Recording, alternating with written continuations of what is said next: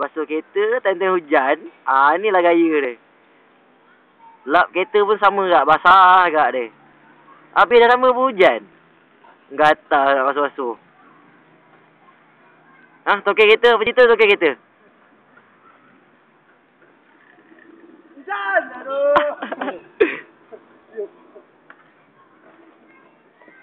Oh, ini dia. Peminat MU nombor 1. Kat flat ni, dia seorang lah ni. Peminat? Alamak. Oh, motor pun motor kuat. Apa tak uji jatuh tayar ni?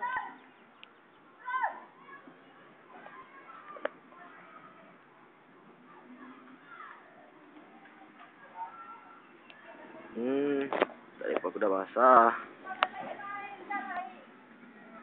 Aku udah pula.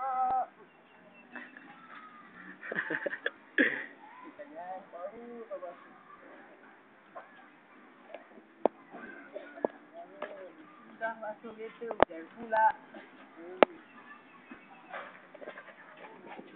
Sampai tau.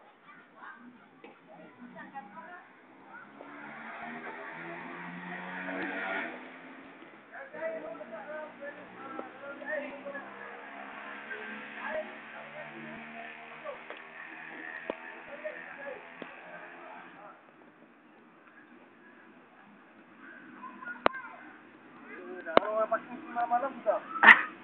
Tak berdua aku lah.